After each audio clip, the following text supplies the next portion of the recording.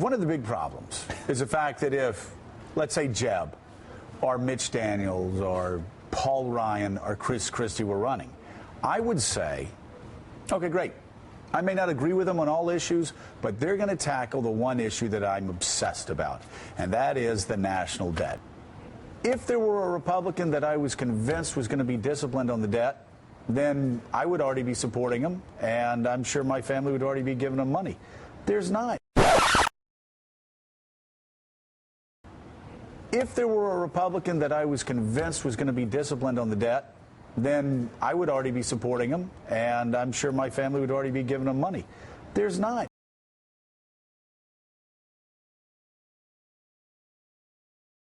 Mr. Speaker, the Congress is concerned about the debt. The people are concerned about the debt. The markets are concerned about the debt.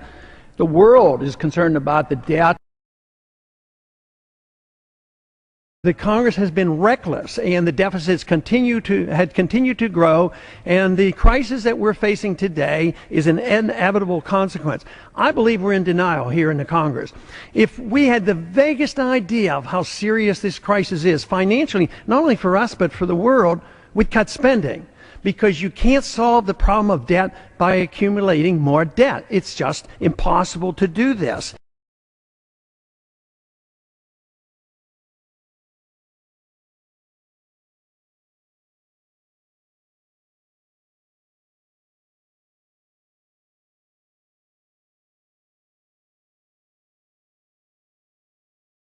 So Ron, it seems to me that this is your time. This should be your time as a presidential candidate. You know, I've been talking about deficits and the debt since 1994, and I've been talking about it nonstop. But you were talking about it before I came to Congress. You've talked about it after I left Congress. You've been talking about this for 20, 25 years. I always go back to your quote. It was actually in September of 2003. You predict, it's frightening, Bob. He predicted exactly what was going to happen with Fannie and Freddie and the banks. He said this is going to create a housing bubble. It's going to be a housing bubble that's going to spread a virus through the entire economy, across the entire world, and when it pops, we're in big trouble.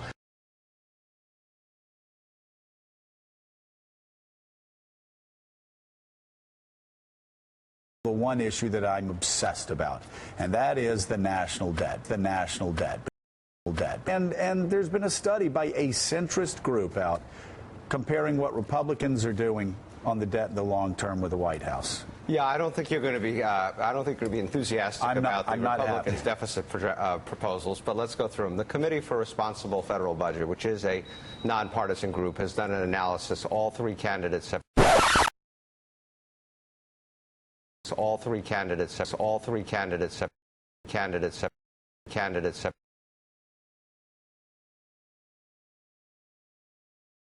had plans come out recently. President Obama's budget, Mitt Romney's speech on Wednesday, and again another speech today at the Detroit Economic Club, and Rick Santorum.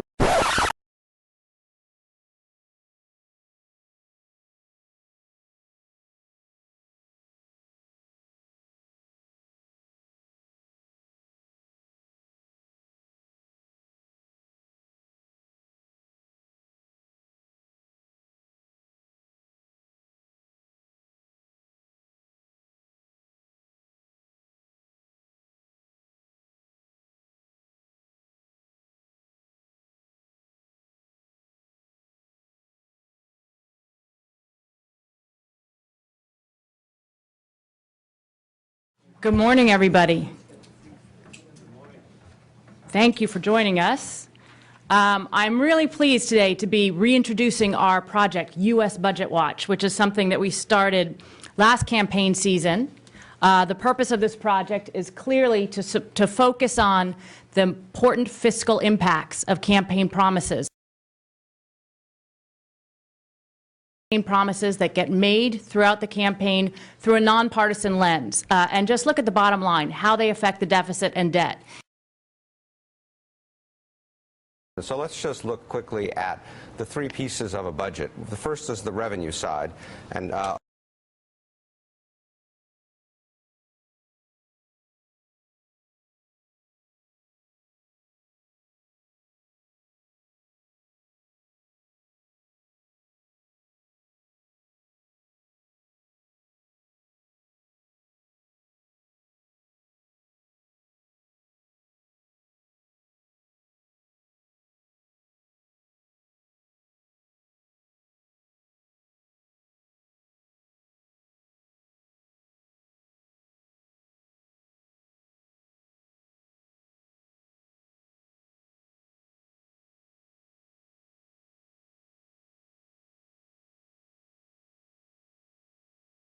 Obama's budget provides for some tax increases, as we all know. He wants to increase taxes on the wealthy, keep the Bush tax cuts for those below the top 2% or so, but for everybody above, raise their taxes a couple different ways. So that would be $1.4 trillion over the next 10 years. Romney, until 2 days ago, had a fairly modest tax-cutting proposal that mostly involved keeping the Bush tax cuts and adding a few other things for $1.1 trillion. Now, under pressure from the right, 2 days ago, as you know, he stepped forward and basically said, I'm going to be Reagan. I'm going to cut all the tax rates by 20%.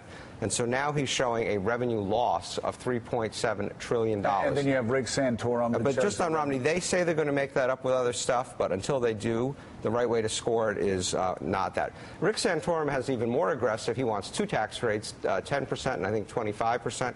So a $6 trillion revenue loss from his proposal. If you go to... And Newt Gingrich is... Well, Newt Gingrich is off the field for the moment. Yeah, off the field. We're going to keep life simple. It's even more than that. It's right out. All right, so let's talk about spending. Okay.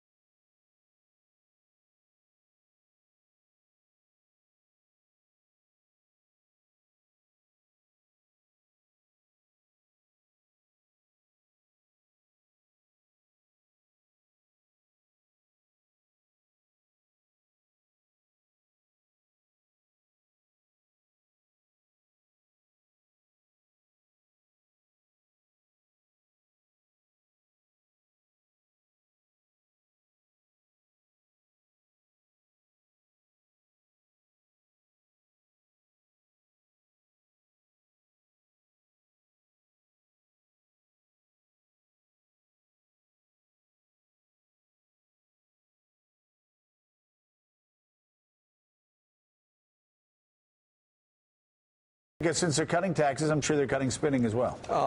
Yeah. So the CRFP gives Obama credit, and you know these baselines are complicated, but the CRFP is a very good organization. Gives him credit for $200 billion of net spending cuts. Romney has proposed $1.1 trillion of net spending cuts, and Santorum $1.5 trillion. And Santorum, you will like, has actually embraced the Ryan Medicare plan. Romney has too. That's the biggest part of it. So these look like pretty big numbers in terms of actually cutting spending. But if you combine them, so what's it mean? If you combine them together.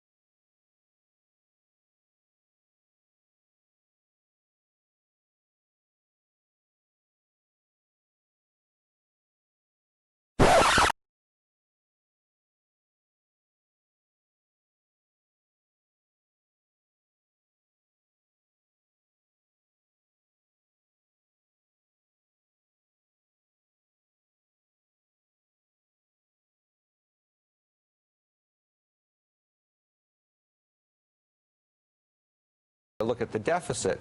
What you see, in fact, is that Obama, who does not have a primary contestant, has actually proposed reducing the deficit by $1.6 trillion. Romney has proposed increasing the deficit by somewhere between 0 and 2.6 trillion, depending upon whether he actually comes forward with the specific spending cuts and revenue enhancement that he's promised but has yet to actually specify. And Santorum says he's got another $6 trillion of spending cuts, but nobody knows what they are. And this is over this is over what time? 10 years. Over 10 years. So look, we need to cut. Okay, but hold on a second. Because looking at this chart, it would look like the president is doing pretty damn well on deficit reduction over the next decade. He's not.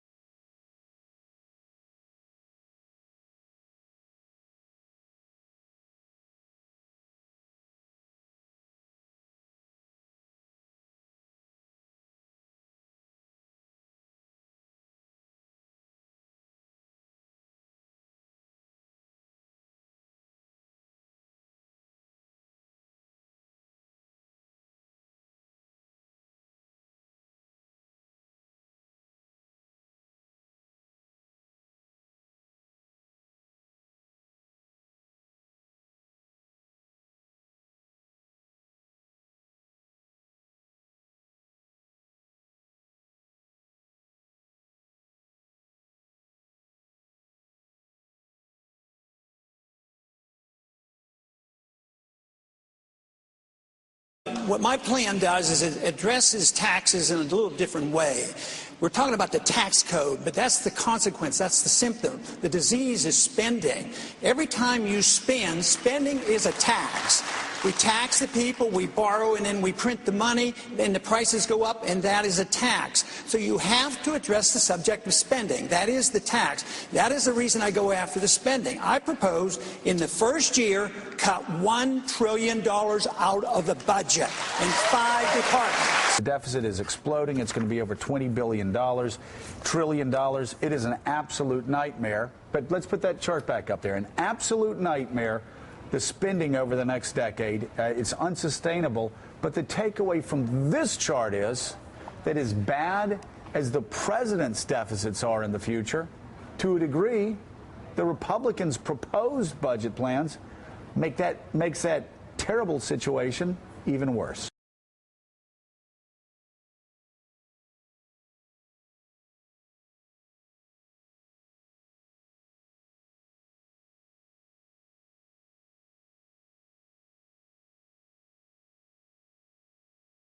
Mort Zuckerman, the deficits just keep exploding. 4 years in a row of trillion-dollar-plus deficits.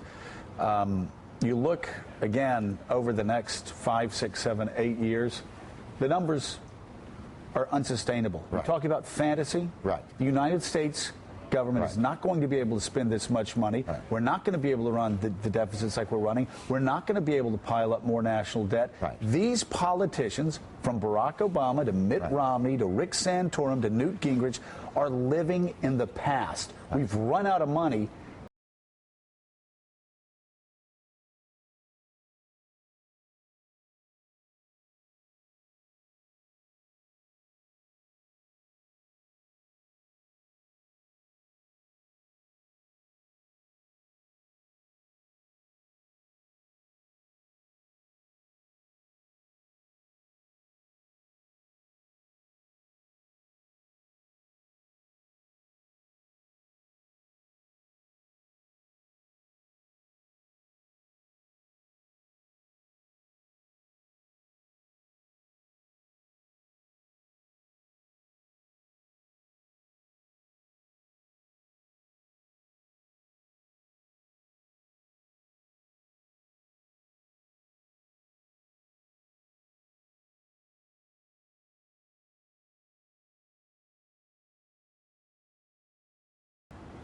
If there were a Republican that I was convinced was going to be disciplined on the debt, then I would already be supporting him, and I'm sure my family would already be giving him money.